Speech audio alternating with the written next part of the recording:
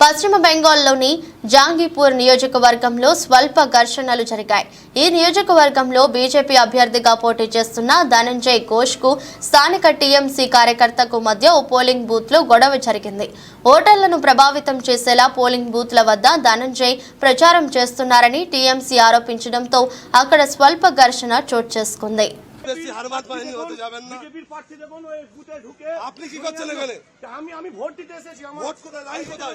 Line কোথায়? আপনি line কোথায়? লাস্ট লাইন আমার, লাস্ট লাইন আমার এটা দেখে কেছে বুতারকে কনভিন্স করছে, কনভিন্স করছে कैसे मस्तानी कर रहा है?